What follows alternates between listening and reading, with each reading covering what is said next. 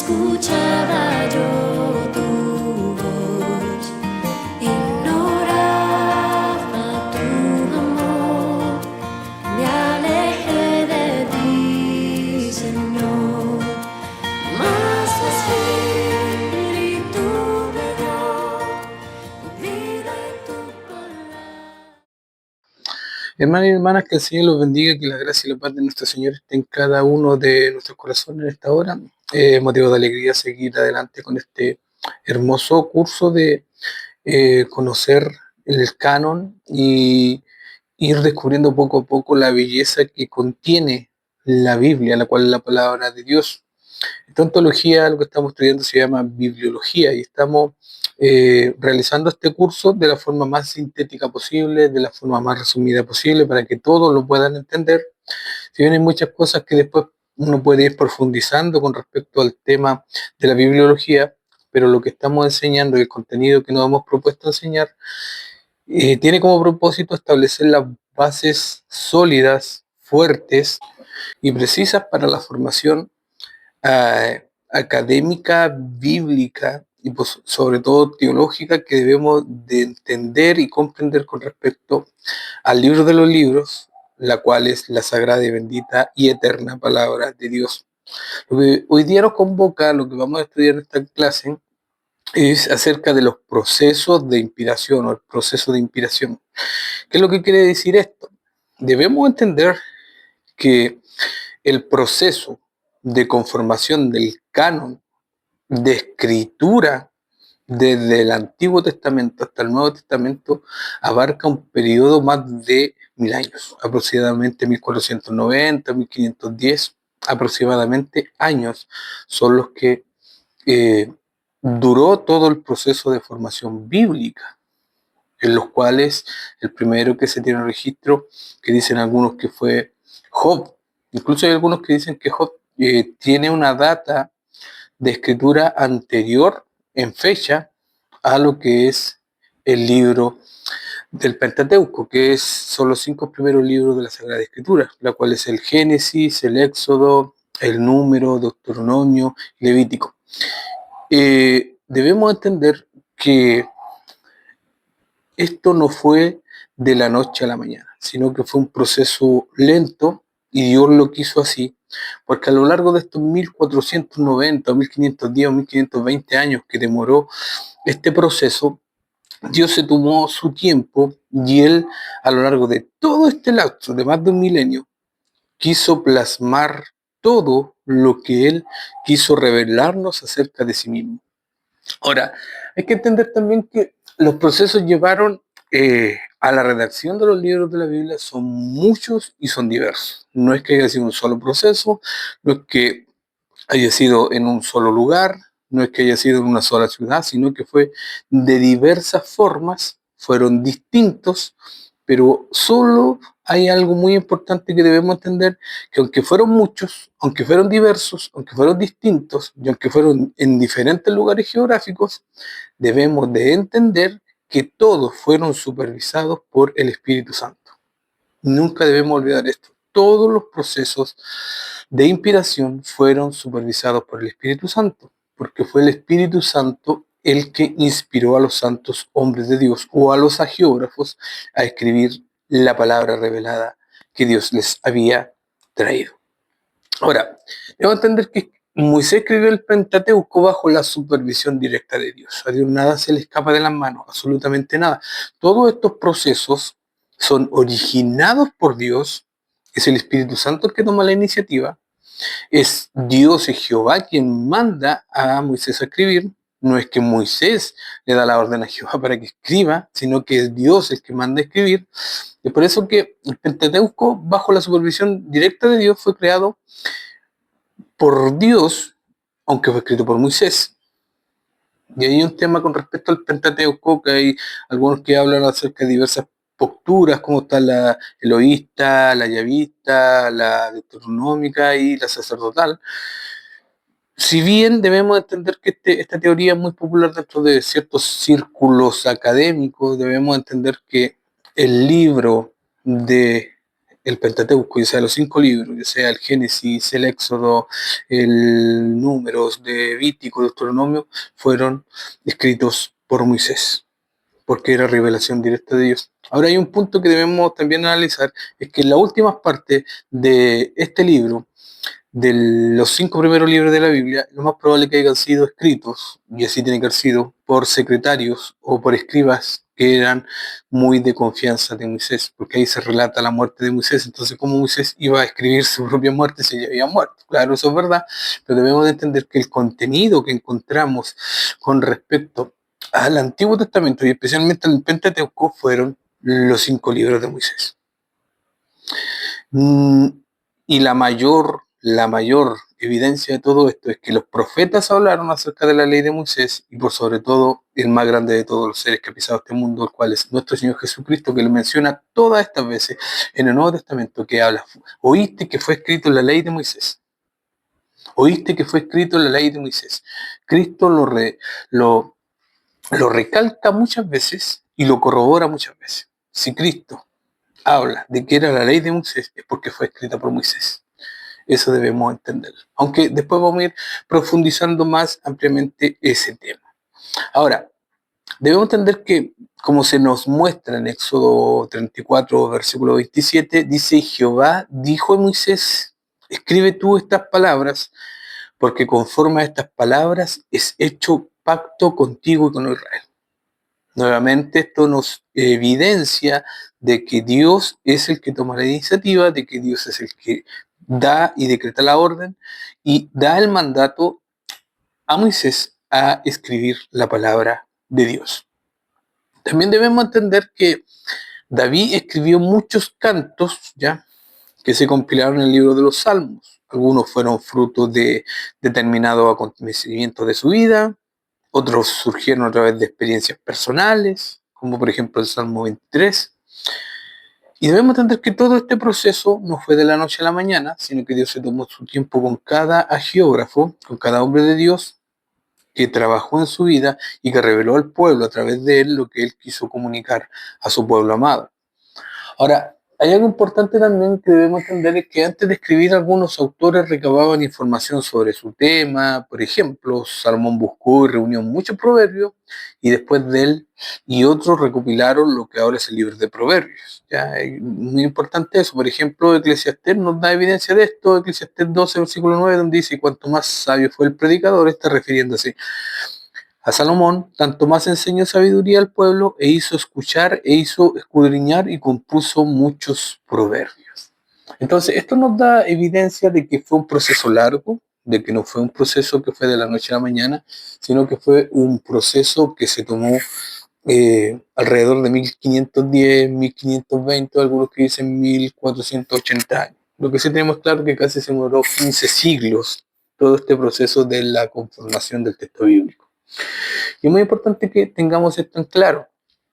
No es que de la noche a la mañana se formaron todos, sino que todo fue un proceso muy largo y este proceso fue supervisado, y debemos entenderlo y tenerlo muy en claro, que fue este proceso supervisado por el Espíritu Santo. Es por eso que la palabra es, como veremos en clases que están por venir, que es perfecta, que es inerrante y que es verdadera y que tiene la máxima autoridad, la palabra de Dios. Sobre todo, sobre la iglesia, sobre el concilio, sobre papas, sobre el líder, sobre pastores, la palabra de Dios, la autoridad de la palabra de Dios está por sobre todo. Ahora, hay muchos más detalles que nosotros podemos ver, por ejemplo, al ver la conformación del canon bíblico. Y nosotros nos damos cuenta, como por ejemplo, que Mateo y Juan escribieron sus evangelios basándose en sus experiencias personales con Jesús. Debemos entender que Mateo y Juan, ellos fueron discípulos de Cristo, ellos caminaron con Cristo, ellos vivieron con Cristo alrededor de casi 3 años. Pero hay otro punto que también es interesante analizarlo, que por ejemplo Lucas no fue testigo presencial de los acontecimientos, ni siquiera fue un discípulo de Cristo, y él consigna en su evangelio, sino que lo investigó todo concienzudamente y luego lo puso por escrito con cuidado y en orden. Eso lo realizó Lucas. Casi con toda seguridad esto significó entrevistar a muchos de los apóstoles y a otros testigos presenciales. Algunos autores bíblicos recibieron revelaciones especiales a través de sueños y visiones que luego lo plasmaron en las escrituras.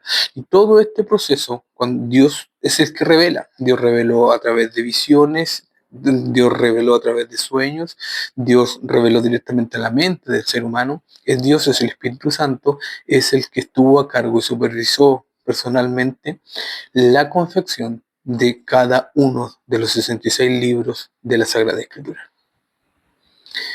¿Por qué 66 y no 77? También eso lo veremos adelante, porque nosotros creemos en 66 libros inspirados y no 77, como por ejemplo tiene la Iglesia Católica. Pero eso lo vamos a ver más adelante, que lo vamos a analizar al detalle. Ahora, podemos ver el exilio en la isla de Patmos. El apóstol Juan tuvo una visión del Señor Jesús resucitado y se le pidió que escribiera a las 7 iglesias lo que se le dijo y lo que vio, y aún el propio proceso de redacción fue a veces único para los escritores y los libros que redactaron.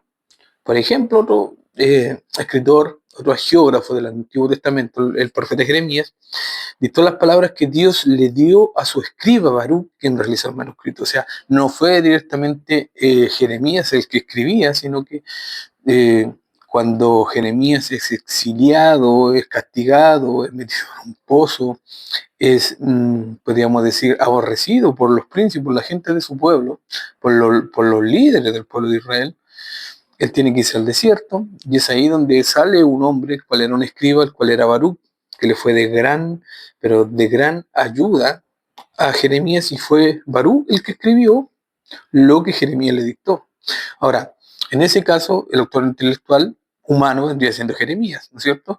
Porque Dios fue el que dirigió y supervisó lo que Jeremías le estaba dictando a Baruch, pero también el Espíritu Santo estuvo con Baruch escribiendo precisamente lo que Jeremías le estaba dictando a Baruch. Ahora, hay otro proceso que cada uno, si nosotros lo empezamos a dar cuenta, ninguno fue igual al otro. Hay algunos que pueden tener ciertos matices, pero la gran mayoría fueron diferentes procesos y fueron en diferentes lugares, en diferentes situaciones históricas y en diferentes sitios geográficos. Por ejemplo, el apóstol Pablo dictaba sus cartas a un amanuense. ¿Qué es lo que era un amanuense? Era una especie de secretario o escriba que él tenía. Y esta es la razón por la que en varios casos Pablo termina sus cartas con una nota escrita de su puño y letra para certificar que el escribió en cuestión procedía de él. Por ejemplo, su carta a los creyentes en Roma consigna incluso un saludo de Tercio, el amanuense de Pablo, en aquella ocasión. ¿Qué quiere decir esto? Pablo dictaba las cartas, había un escriba, ¿no es cierto?, un amanuense o un secretario que escribía las cartas, pero el autor intelectual seguía siendo Pablo quien dictaba estas cartas. Y como detalle, Pablo escribía de su puño y letra, escribía su nombre, podríamos decir prácticamente su firma, lo escribía en el principio y el fin de cada una de las cartas. Ahora, hay otro punto también que debemos entender, como por ejemplo que en un par de ocasiones Pablo escribió toda la carta de su puño y letra, por ejemplo Gálatas y Filipenses también. Mediante estas numerosas y diversas características de la redacción, el Espíritu Santo supervisó todas las palabras de las Escrituras, todas. No hubo ninguna que cayera en tierra, no hubo ninguna palabra que se le colara, que no debía estar allí, sino que todas las palabras que Dios quiso comunicar a través de la inspiración que Él realizó a través de los santos hombres, a través de los agiógrafos, no permitió que nada se desviara ni a la izquierda ni a la derecha, sino que todo fuera perfecto. Ahora, Pedro define de mejor forma el proceso de inspiración en segunda de Pedro, capítulo 1, en el contexto de su inminente martirio. El apóstol habla en primer lugar de la necesidad de la verdad. Ante su advertencia sobre los falsos maestros, Pedro declara el carácter fidedigno de las Escrituras, puesto que las mismas no son el mero producto de autores humanos, sino que del Espíritu Santo, que a través de ellos fue el que fue escribiendo. Pero comienza su explicación aludiendo a su experiencia personal como testigo de la transfiguración de Cristo. Y sobre este tema dice en 2 Pedro capítulo 1:19, dice: tenemos también la palabra profética más segura, la cual hacéis bien en estar atentos como a una antorcha que alumbra el lugar oscuro, hasta que el día esclarezca y el lucero de la mañana salga en vuestros corazones. Aquí Pedro detalla claramente, por eso dice: tenemos también la palabra profética más segura, que es la palabra de Dios, a la cual hacéis bien en estar atentos como una antorcha que alumbra el lugar oscuro, hasta que el día esclarezca y el lucero de la mañana salga en nuestros corazones. Aquí hay algo muy, muy importante que debemos entender también, y es que la palabra de Dios tiene un efecto tan maravilloso, y es porque fue inspirada por Dios, supervisada por Dios, aunque fue escrita por seres humanos. Su procedencia, su autoría intelectual es divina, porque es dirigida por el Espíritu Santo. Y como cualquiera que estudie la Biblia se da cuenta que la palabra de Dios es tan simple que la puede entender la persona más simple del mundo. La persona más común del mundo puede entender la palabra de Dios. Y a la vez es tan compleja que hay aún las personas más eruditas y las mentes más brillantes y notables no serían capaces jamás de abarcar la totalidad de la riqueza que hay en la palabra de Dios. Debemos entender claramente que a lo que se está refiriendo la palabra profética más segura que está hablando en aquel lugar, en aquel momento Pedro, lo más probable es que se haga referencia a lo que era lo que estaba establecido en aquel entonces, lo que era el Antiguo Testamento, que ya había sido escrito y que todos los judíos de aquel entonces lo reconocían como palabra de Dios. Ahora, debemos tener en cuenta que siempre se van a levantar falsos profetas. Y la característica número uno de todos los falsos profetas, de todos, de absolutamente todos, que ninguno de ellos usa la Biblia, sino que cada uno de ellos trae nueva revelación. Por eso que es tan importante que el creyente, que el hombre de Dios que se quiera formar para el ministerio, tenga muy en claro que todos los falsos profetas nunca van a usar la Biblia. Y si es que la usan, la van a utilizar para tratar de torcer las escrituras, hacer lo que en el mundo de la hermenéutica se llama eisegesis. No exegesis, sino eisegesis, que quiere decir torcer las escrituras, manipular, tratar de manipular la escritura para hacer que las escrituras digan lo que jamás quisieron decir. Ahora, la primera característica de los falsos profetas es que ellos traen revelaciones extrabíblicas.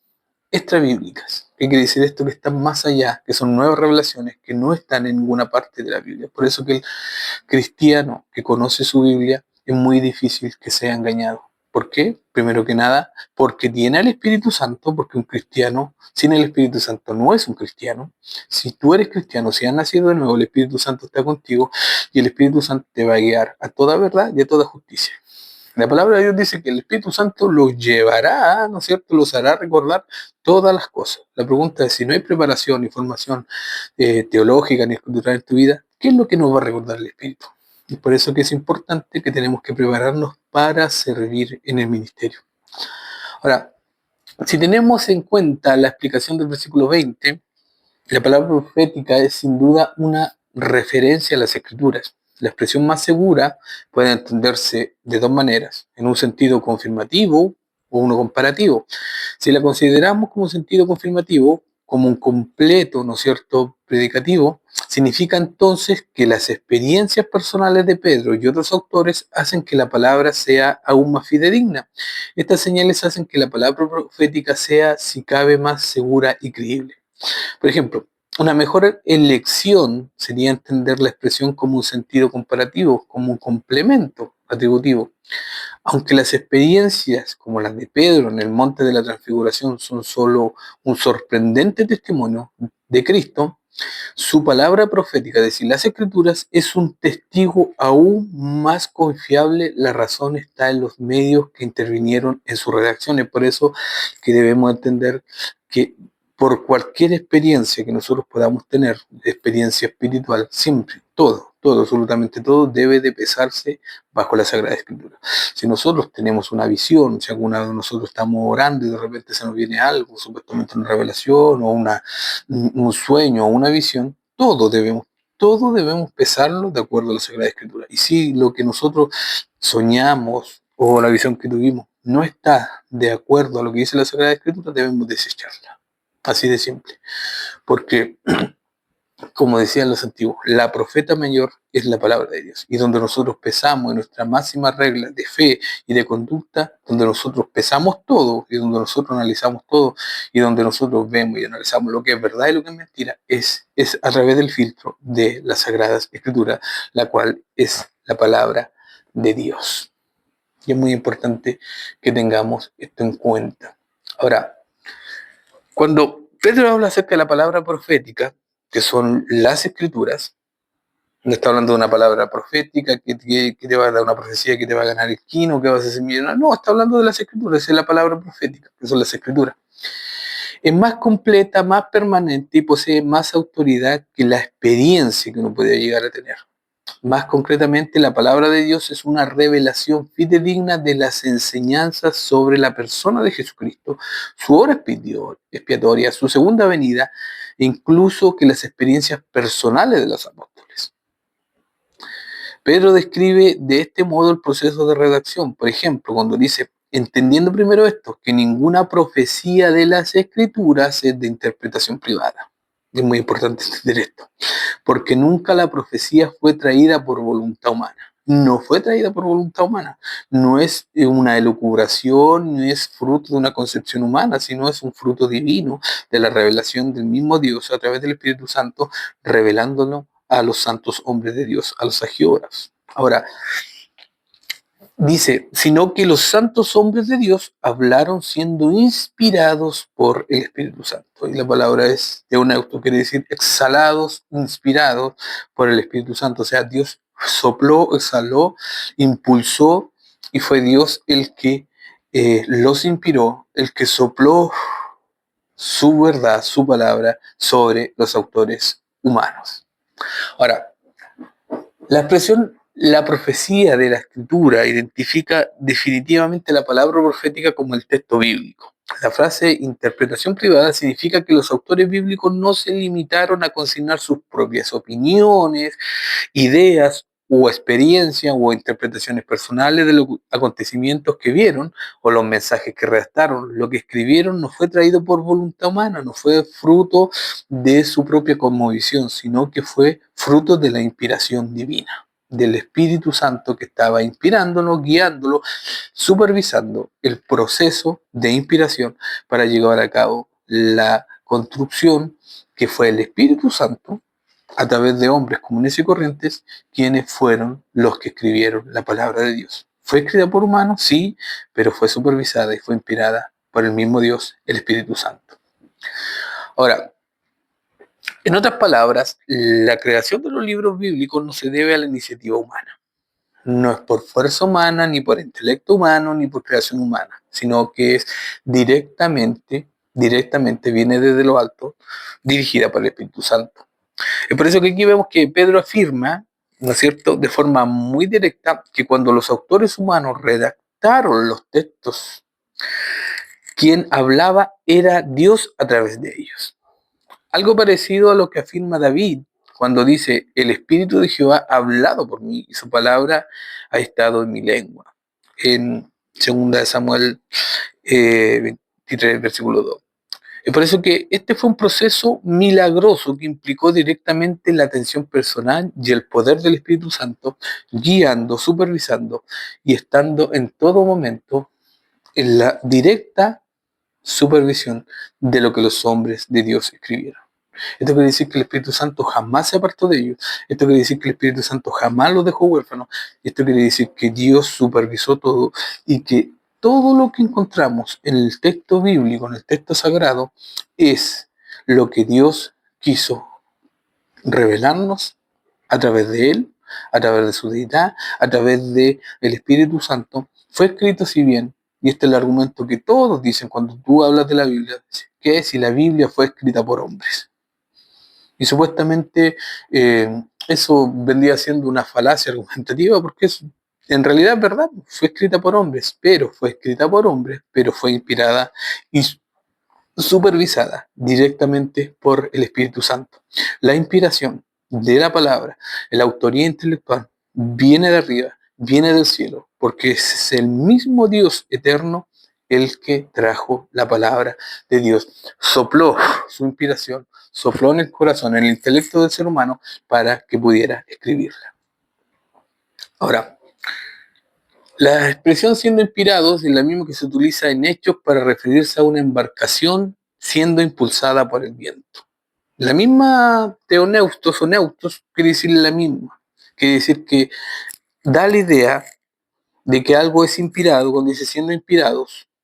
Es la misma palabra, es la misma idea que se utiliza en Hechos 27, 15 al 17, cuando habla de una embarcación que es soplada, impulsada por el viento para llegar al destino. Esta es la idea que quiere plasmar Pedro también en lo que utiliza en sus palabras. Quiere decir que es Dios el que va siendo soplada, el que va impulsando, ¿no es cierto?, la revelación para que llegue al destino y al puerto que Dios así ha trazado. Ahora, en la redacción de las Escrituras, el profeta comunicaba la palabra de Dios por medio de su pluma y el Espíritu lo impulsaba constantemente para que pudiera hacerlo. Lo impulsaba, lo guiaba, porque el Espíritu Santo siempre supervisó la construcción, los procesos de inspiración para que al final se diera el fruto que fuera la bendita y eterna palabra de Dios en los textos bíblicos. Ahora, el resultado final de este proceso es que lo escrito es plenamente la palabra de los autores humanos, y es verdad, es plenamente el fruto de ellos, pero debemos entender que si bien, como decíamos, es plenamente el fruto de los autores humanos en su lenguaje, en su estilo, en sus perspectivas personales, pero bajo la directa supervisión de Dios por el Espíritu Santo, plasmando en las páginas de la Escritura las propias, no la semejanza, sino las propias palabras de Dios. Y es por eso que el producto final de todo esto es la palabra de Dios inspirada. Y esto produce algo maravilloso que la convierte en inerrante y autoritativa en cada página de los 66 libros de la Biblia. Es por eso que la palabra de Dios no contiene errores. La Biblia, y vamos avanzando en esto, contiene la palabra de Dios y es la palabra de Dios. Hay que entender muy bien esto. Hay muchos que dirán, especialmente de la alta crítica y de la neortodoxia, que dicen que la palabra de Dios, que la Biblia contiene la palabra de Dios, pero no es la palabra de Dios. Ojo con esto, no. La palabra de Dios, la Biblia, los 66 libros de las Escrituras, contiene la palabra de Dios. Es la palabra de Dios. Es inerrante y es autoritativa. ¿Qué quiere decir esto?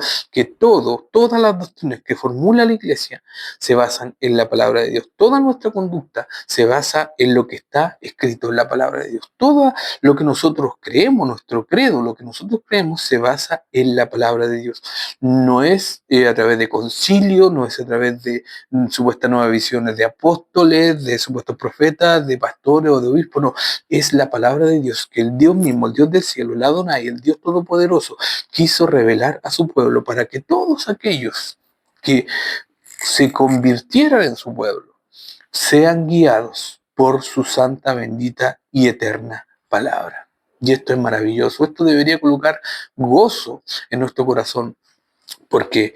Porque debemos de entender y debemos comprender que todo esto es un milagro. A la luz de la Escritura vemos que todo esto es un proceso que se demoró más de 1500 años, aproximadamente 15 siglos, en diferentes lugares geográficos, en diferentes culturas, en diferentes periodos históricos. No contenga errores y está interrelacionada cada una la una con la otra, y todo en el Antiguo Testamento.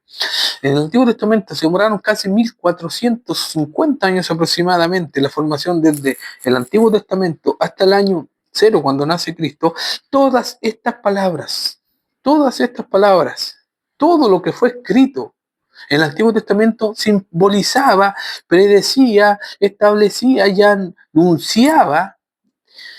anunciaba a una sola persona, el cual era el Mesías. Por eso que cuando Cristo viene cumplió todas las profecías del Antiguo Testamento, todas que fueron escritas en diferentes contextos históricos, en diferentes edades, en diferentes realidades, en diferentes lugares geográficos, pero todas apuntaban al Mesías, a nuestro Señor Jesucristo. Una de las cosas que debemos también entender y comprender para poder entender primeramente nosotros mismos y poder enseñar y debatir cuando alguien nos pregunta acerca de esto, es que es el Espíritu Santo el que supervisa la inspiración. El Espíritu Santo fue el supervisor de la inspiración bíblica. Debemos entender que tras la redacción de los 66 libros de la palabra de Dios, de la Biblia, estaba la supervisión de Dios. Y debemos entender que Dios en su providencia organizó cada aspecto de su creación. Absolutamente todos los aspectos de su creación.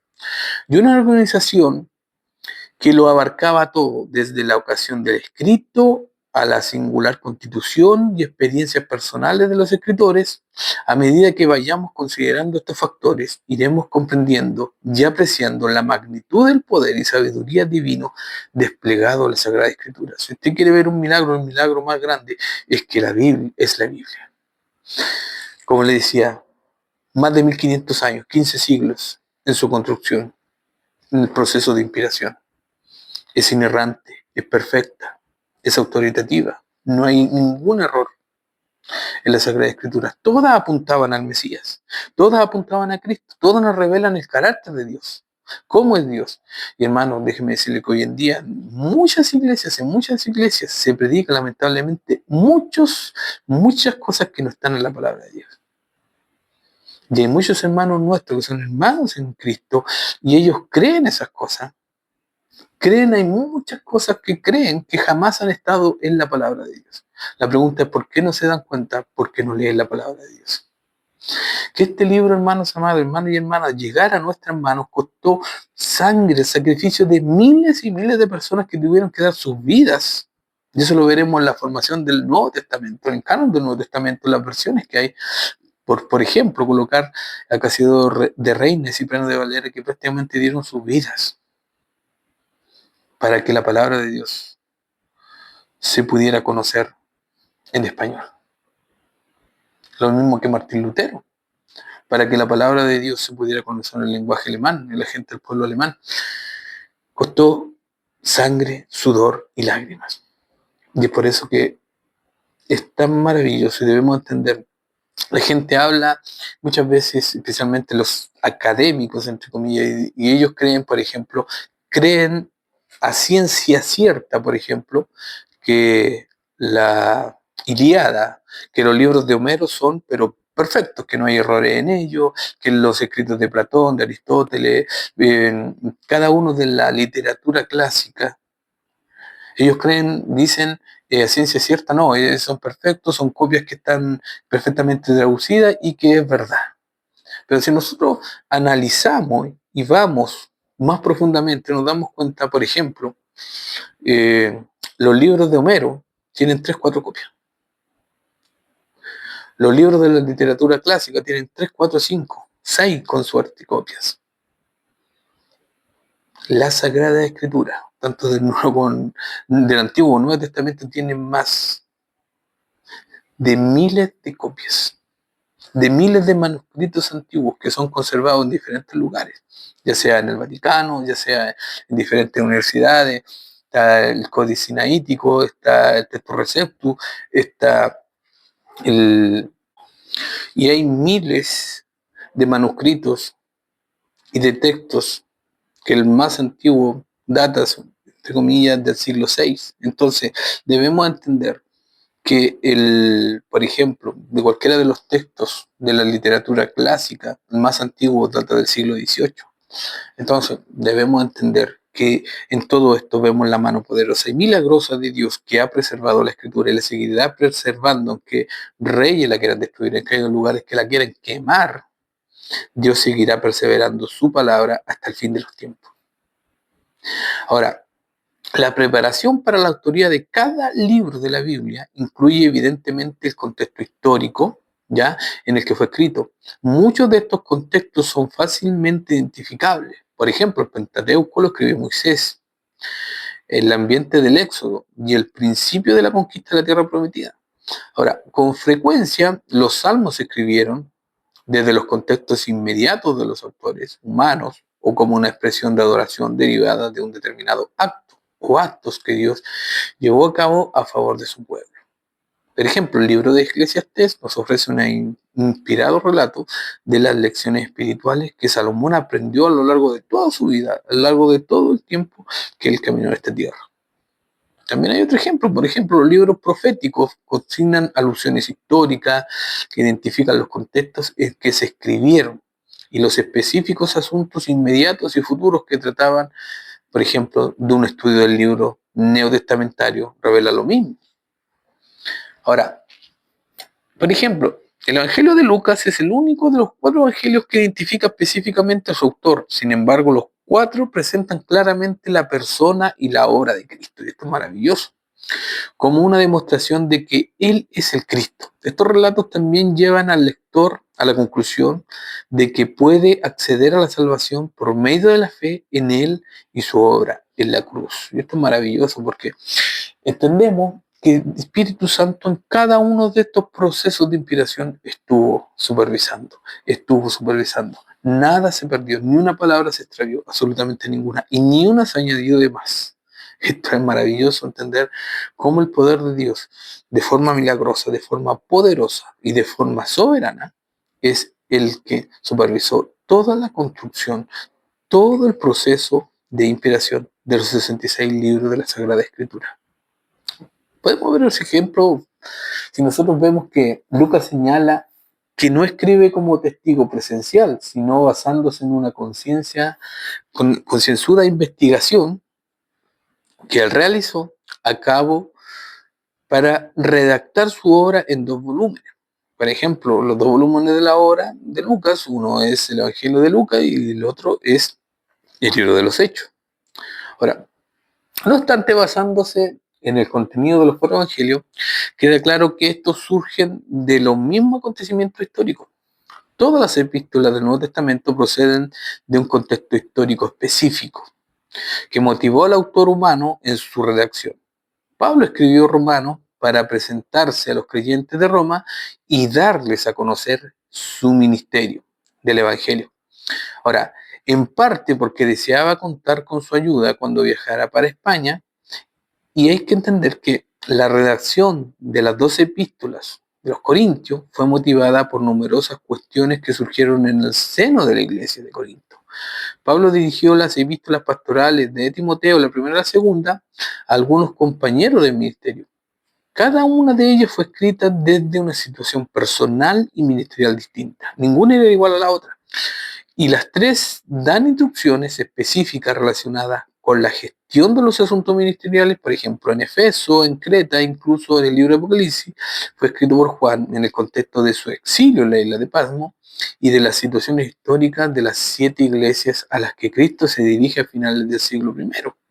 Ahora, Dios se sirvió de todos estos escenarios históricos a fin de establecer contexto para la redacción de su palabra, divinamente inspirada, y debemos entender que la providencial disposición de todas las personas, los problemas, las alabanzas, las personalidades, las culturas, los gobiernos y todos los demás está interactuando entre sí y establece el contexto deseado por Dios para la redacción de cada libro de la Biblia. Dios en su soberanía, Dios en su providencia no dejó nada al azar, sino que al final todo de una u otra forma sale como Dios así lo había preestablecido en su eterno y soberano consejo y en su eterna y soberana voluntad. No hay nada que Dios lo pueda pillar por sorpresa, no hay nada que Dios lo pueda pillar desprevenido. Él es Dios por los siglos de los siglos y nunca, pero nunca dejará de serlo. Nunca, absolutamente nunca, dejará de conocer todo lo que sucede, lo que está por venir, lo que pasó. Él es omnisciente. ¿Qué quiere decir esto? Él todo lo sabe. Sabe el pasado, sabe el presente que estamos viviendo y conoce todo el futuro, todos los futuros posibles. No hay nada que se le pueda escapar de las manos a nuestro Dios eterno, bendito y soberano. Ahora, otro Otro punto importante que también debemos entender es que el que prepara a los autores bíblicos es Dios. Dios es el que prepara a cada uno de los autores bíblicos. Él es el que los llama, que los prepara y el que les da la misión o comisión de escribir su bendita palabra. Ahora, debemos entender esto, que aparte de orquestar los acontecimientos de la historia, que establece el contexto para la redacción de los libros bíblicos, Dios preparó también a los propios escritores. Consideramos como ilustración de este hecho el libro de los Salmos. Este texto está entre los más emotivos, inspiradores y reverentes de la Biblia. Los Salmos describen vívidamente toda clase de experiencias, desde exclamaciones de alabanza, de júbilo maravilloso, hasta desesperadas súplicas de liberación. De manera explícita e implícita están escritos desde muchos y diversos contextos históricos. Algunos de ellos se redactan desde circunstancias trágicas o de peligro mortal, otros se escribían específicamente para preparar la actitud del pueblo de Dios cuando se dirigían a Jerusalén para participar en la adoración. Hay otros que son de gozo, que son de gratitud excelsa a nuestro Dios por la victoria que Él había entregado a su pueblo. Ahora, todos ellos están impregnados de verdadera emoción y pensamiento humano. Ninguno de ellos es fingido, cada uno de una están impregnados con una reacción espontánea, genuina de los autores humanos en relación a Dios, ya sea de súplica hacia nuestro Dios, de rogando y clamando de forma desesperada por liberación, y hay otras que son actos de éxtasis prácticamente, de júbilo maravilloso, de gratitud y de emoción por lo que Dios había hecho con su pueblo. Por eso que hay que entender que de toda esta experiencia de la vida real, un gran número de los salmos fueron escritos por David, el que era llamado el dulce cantor de Israel. Es por ello que cuando dice que el Espíritu del Señor habló por medio de él y que la palabra de Dios estaba en su lengua, cuando redacta sus salmos, pone de relieve que el proceso de inspiración había más que la mera comunicación de las palabras que debía de escribir. De hecho, las palabras que estaban en la lengua de David y surgieron de su pluma eran la bendita palabra de Dios. Nuevamente, vuelvo a recalcar esto. Era el Espíritu Santo que estaba supervisando la construcción, el que estaba supervisando la redacción, que estaba supervisando que todo lo que los autores humanos, que los agiógrafos, que los santos hombres de Dios escribieran lo que Dios quería revelar al hombre. Pero se lo inspiró, se lo reveló y los santos hombres de Dios lo escribieron con sus propias palabras y emociones. Ahora, al mismo tiempo, aquellas eran las palabras del Espíritu de Dios por medio de un instrumento humano.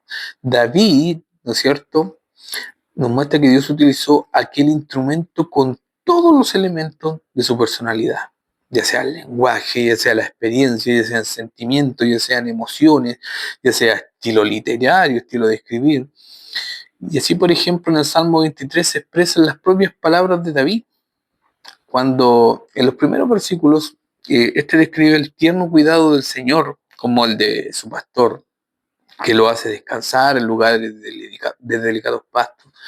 Se expresa a sí mismo el tiempo de fe que tuvo David y las inspiradas palabras de Dios. Cuando David pasa a la segunda persona y se dirige directamente a Dios, diciendo, no temeré mal alguno, porque tú estarás conmigo, en el Salmo 23, versículo 4, al analizar esto podemos concluir que estas siguen siendo las palabras de David con una emocionalidad, con un sentimiento, con su forma de hablar, con su forma de actuar, pero si bien siguen siendo palabras de David, pero también son las que el Espíritu de Dios lo inspiró a escribir.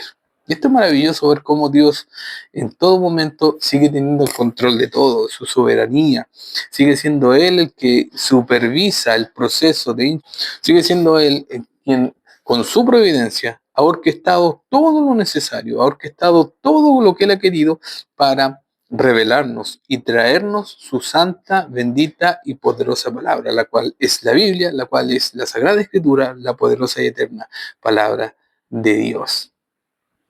Ahora hay algo muy importante que debemos entender también, es que el proceso de la inspiración no viola en ningún momento la personalidad, el lenguaje o estilo del autor humano. Esto es muy importante. No viola, no anula en ningún momento. Es decir, la personalidad de los santos hombres de Dios en ningún momento quedó anulada. ¿Qué quiere decir esto? Por ejemplo, habían unos que eran... el ejemplo más gráfico es, podemos ver a Juan o a Jonás. Jonás era más tosco, Jonás estaba lleno de odio hacia los ninivitas. Pero en el otro contexto encontramos a Juan, hijitos míos. Juan Dulce debería haber sido estar al lado de Juan, Juan Hermoso debería haber sido estar al lado de Juan. Y cada uno tenía su personalidad diferente. Dios en ningún momento anula ningún tipo de personalidad, porque la personalidad no es pecado. Cada cual tiene su propia personalidad. Lo que es pecado, sí, es, por ejemplo, una persona que sea un poco más tosca, que no tenga amor en su corazón, o que trate con altanería a las demás personas. Eso sí que es pecado. Pero Dios no anula en ningún momento ni la personalidad de ninguno de los autores bíblicos. Tampoco anula el lenguaje o el estilo literario el cual ellos escribían. Ahora, ciertamente incluye todos estos elementos, así como el inmediato contexto histórico en que se redactó el texto. Por ejemplo, Dios preparó a los autores humanos como instrumentos suyos para la redacción de su palabra. En su providencia, en su soberanía, Él orquestó y preparó todo para que cada autor humano, para que fuera el preciso y adecuado instrumento para redactar el libro o libros que escribió. Esto comienza con la creación del hombre a imagen de Dios. Y es por eso que esto le dio al hombre, cuando Dios lo crea, le dio la capacidad innata para pensar y comunicarse con Dios de un modo que hace que la revelación divina sea posible y comprensible. Dios puede comunicarse con el hombre porque lo creó de tal manera que la interacción verbal y el pensamiento racional son posibles. Esta preparación tuvo en cuenta la genealogía de cada autor, así como sus experiencias vitales inmediatas y remotas. Y por eso que vemos, y esto es tan maravilloso y es tan hermoso, ver cómo la providencia de Dios abarca y orquesta los remotos antepasados de los autores. En el legado personal de muchos de los autores bíblicos se hace frecuentemente evidente en los textos de la Sagrada Escritura, y es probable que todos los autores bíblicos fueran judíos, a excepción de Lucas, quien era de Antioquía, la actual Turquía, o algunos eran de la descendencia sacerdotal, otros procedían de la realeza. O también hay muchos que dicen que Job tampoco era judío, sino que era, podríamos decir, algunos creen que era el padre de los chinos o de ese tipo de etnia. Ahora, todos fueron escogidos para sus ministerios divinamente ordenados, mucho antes de venir a este mundo. Dios así lo tiene. Dios, no hay nada que se escape de sus manos. En su soberanía y en su providencia está todo. Ahora, esto muestra que la selección de los autores humanos no fue una decisión de último momento. No es que Dios dijo, Houston, Houston, tenemos un problema y debemos actuar, ¿qué hacemos? ¿Qué hacemos? Improvisemos. No, Dios nunca improvisa. Dios siempre tiene un plan porque Él conoce todos los futuros posibles, Él conoce todo el futuro, Él conoce todo lo que puede llegar a pasar, y a Dios nada, absolutamente nada, lo toma por sorpresa. Es por eso que Dios dirigió incluso a todos los antepasados de los profetas para que fueran exactamente quienes quería que fueran. Lo hizo para poder transmitirles su palabra inspirada por medio de sus herencias únicas. Ojo con esto, cuando digo que Dios permitió que fueran quienes fueran, debemos entender que el hombre, cuando peca, en su irracionalidad, en su naturaleza caída, estaban todos destinados a hacer el mal por su genes, por su naturaleza caída, por la depravación total. Entonces debemos entender que cuando hablamos de que Dios preparó todo, quiere decir que Dios en su amor y en su misericordia actuó a través de estos hombres, brindándoles su amor, su misericordia y evitando que ellos fueran tan terribles como eran todo el resto de los otros pueblos que no conocían a Dios, que vivían como que no lo conocían y les era indiferente. Por eso que Dios decide revelarse a un pueblo específico para formar un pueblo apartado y un pueblo especial. ¿Cuál era el pueblo de Israel? Ahora, esta preparación providencial infundó a cada escritor una singular perspectiva en casi todas las esferas de la vida.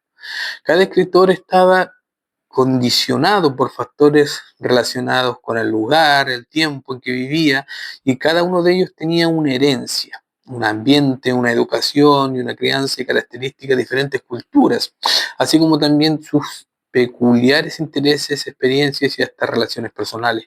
Influidos por todos estos factores, cada escritor tenía su vocabulario y estilo literario único. Ninguno es igual a otro. Ninguno escribía como el otro, ninguno tenía la personalidad del otro. Eran todos muy diferentes, pero aún así Dios quiso traernos su bendita y eterna y poderosa palabra a través de estos santos hombres de Dios. Ahora, aparte de estas experiencias contextuales, está la directa obra de Dios, del Espíritu Santo, quien en su providencia, a través del normal curso de la vida, estaba preparando y preservando a los autores bíblicos para que se convirtieran en su pueblo y en sus profetas. Dios proveía para las necesidades materiales de los profetas, para que estos pudieran vivir y crecer en madurez. Los preservaba de cualquier mal que pudiera descalificarlos antes de su llamamiento y refrenaba a quienes de otro modo podrían haberlos destruido. Dios en su soberanía los cuidó, los apartó, los protegió y no permitió que nada, absolutamente nada malo les pasara. Ahora, entendemos que en el momento perfecto los llamaba al ministerio que les había preparado y hacía todo esto después de haber organizado todas las circunstancias de su vida individuales para acercarlos a Dios. Hacía que todas las cosas cooperaran para su bien, incluso la redacción de su escritura inspirada para poder utilizarlos para este propósito. La preparación de los autores humanos bíblicos por parte de Dios fue física, intelectual, espiritual y una preparación que había de haberlos acompañado a lo largo de toda la vida y que ciertamente debió comenzar con sus antepasados y cuyo efecto fue llevar a los hombres adecuados a los lugares adecuados en el momento adecuado. Todo esto lo hizo Dios a través de su providencia.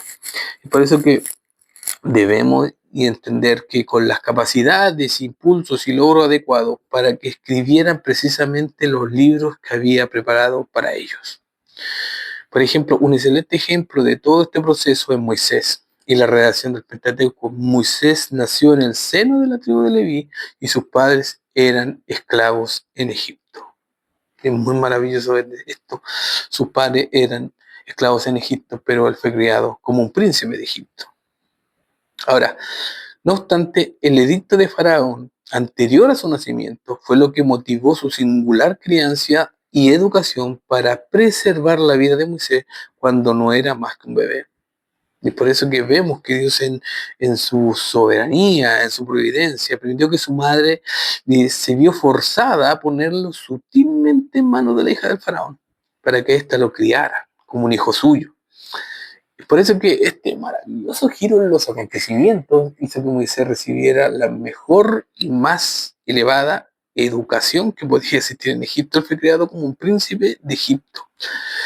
Y tuvo la mejor educación y la mejor formación, entre comillas, académica que pudo obtener durante los primeros 40 años de su vida. No obstante, también conocía su ascendencia y Moisés vio personalmente el sufrimiento y las injusticias que Faraón impuso a su pueblo. Esto lo llevó a tomar carta en el asunto, pero sus esfuerzos acabaron obligándole a huir de Egipto, lo cual a su vez lo llevó a pasar los siguientes 40 años trabajando como un pastor.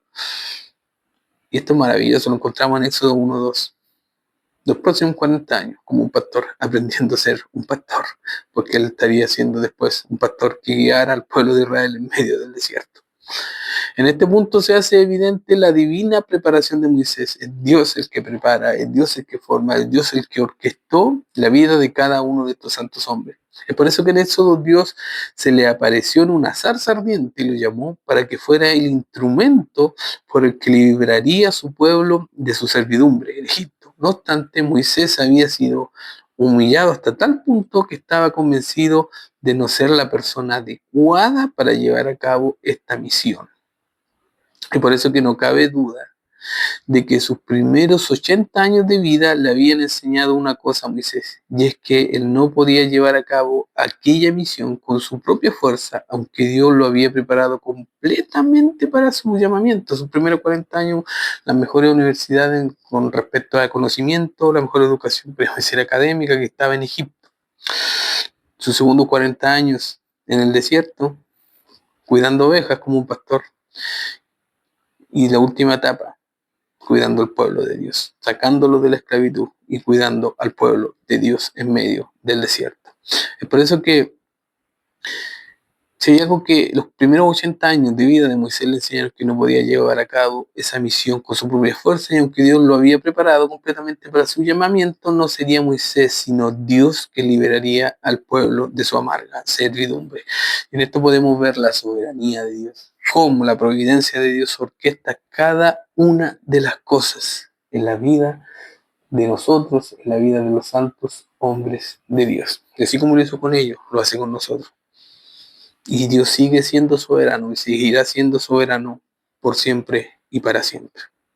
Ahora, viendo el caso de Moisés, también podemos entender que no obstante, Moisés había sido humillado hasta tal punto que estaba convencido de no ser la persona adecuada para llevar a cabo esta misión, pero no cabe duda de que sus primeros 80 años de vida le habían enseñado una cosa a Moisés, y es que él no podía llevar a cabo la misión con su propia fuerza. Aunque Dios lo había preparado completamente para su llamamiento, no sería Moisés, sino Dios quien liberaría al pueblo de la servidumbre, de esta amarga servidumbre. No obstante, él sirvió de un instrumento humano que había sido completamente preparado para esta tarea durante más de 80 años. Los libros de Éxodo, Levítico, Número y de Deuteronomio relatan los siguientes 40 años de la vida del ministerio de Moisés y son un registro de lo que Dios consiguió hacer por medio de un instrumento humano. Dios nunca dependió de Moisés, y esto es muy importante, Dios nunca dependió de Moisés para llevar a cabo su propósito, lo cual se evidencia claramente en su provisión de entrar a la tierra prometida por causa de su pecado. Dios no necesitaba que Moisés cumpliera sus buenos propósitos, era totalmente capaz de utilizar a un profeta humano, falible y hasta pecaminoso, para llevar a cabo su plan perfecto. Y es por eso que debemos entender que esto mismo se aplica a la redacción del Pentateuco por parte de Moisés. La amplia educación formal que Moisés recibió por haber crecido en la casa de Faraón se refleja claramente en que él tenía conocimiento de escritura, de literatura, la cual en aquel entonces la gran mayoría del pueblo de Egipto no lo tenía, recordemos, del pueblo de Israel, perdón, no lo tenía, recordemos que ellos fueron 400 años oprimidos como esclavos en Egipto. Ahora, hay algo importante también que es maravilloso y que no, porque podemos ver que los 5 libros de la ley están formalmente redactados como detallados documentos legales y registros históricos. Es posible que Moisés escribiera algunas partes del Génesis basándose en registros a los que habría tenido acceso durante sus estudios en Egipto. Es también posible que una parte de la formación de Moisés incluyera el estudio de otros tratados y códigos legales, como por ejemplo el Código de Hammurabi, que algunos hablan, en el Antiguo Oriente y el Antiguo Oriente Próximo, que habrían influenciado hasta en cierto punto su redacción de las secciones judiciales de la ley. Ahora, por otra parte, Moisés tuvo también una recurrente experiencia de acceso directo a Dios durante el tiempo en que escribió el Pentateuco.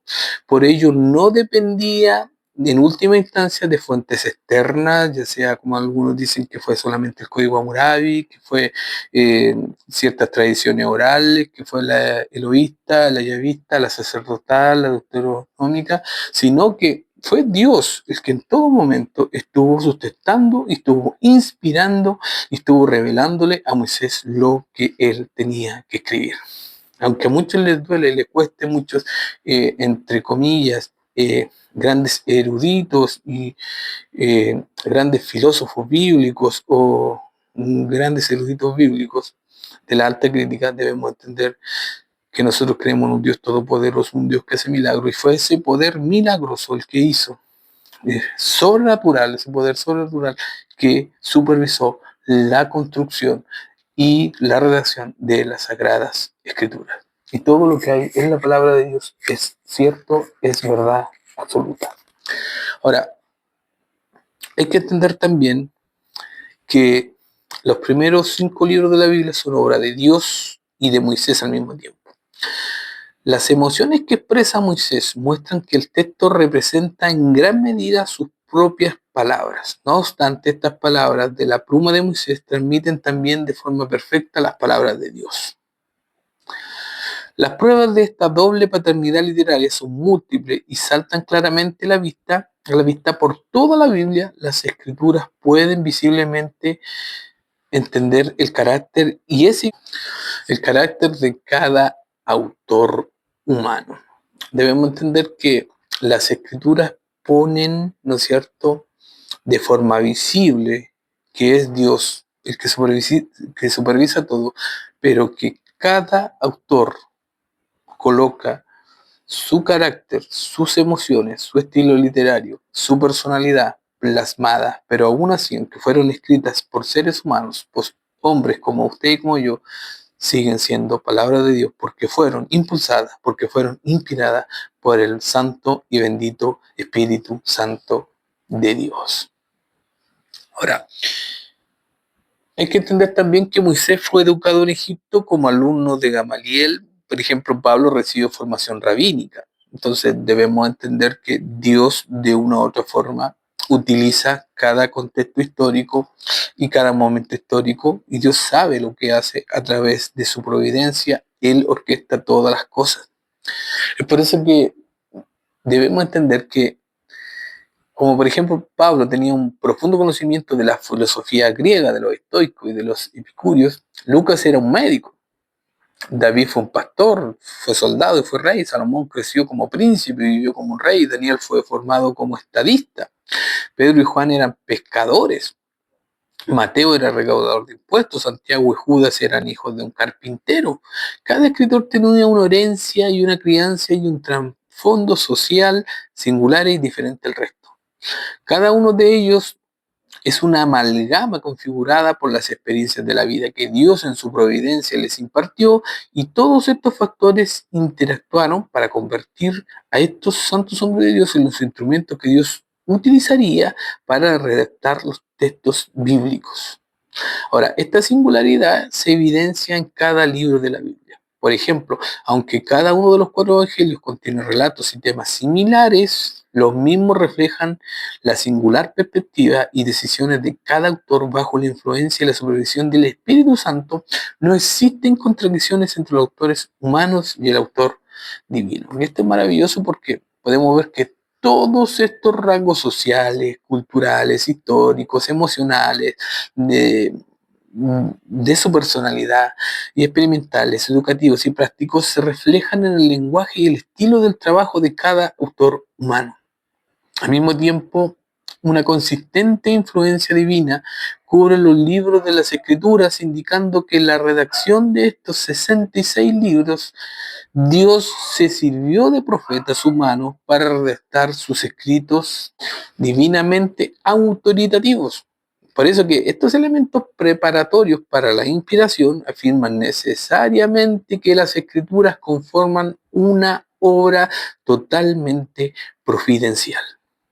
Las Sagradas Escrituras son obra meramente de la providencia de Dios y de su soberanía, de forma providencial, de forma milagrosa y una inerrante revelación escrita llevada a cabo por Dios.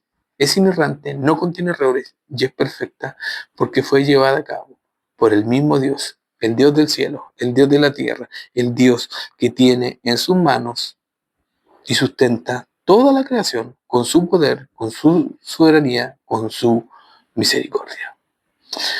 Ha sido una clase muy hermosa que hemos podido ver acerca de los procesos de inspiración y cómo el Espíritu Santo fue formando a cada uno y fue guiando el proceso de formación bíblica de cada uno de los 66 libros de las Sagradas Escrituras. La próxima clase estaremos viendo, revisando acerca de la autoridad de la Sagrada Escritura. Si son autoritativas o no, si tienen la autoridad divina o no, eso lo veremos la próxima clase. Hermanas y hermanas, que el Señor los bendiga.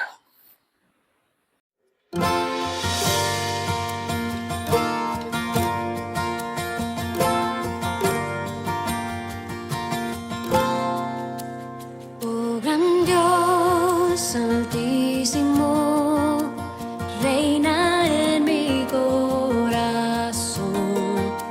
Sé tú el dueño de mi ser, vencer toda rebelión. No haya visión ni maldad ante ti, oh Santo Dios. Me has comprado por amor, hazme tuyo, oh Señor.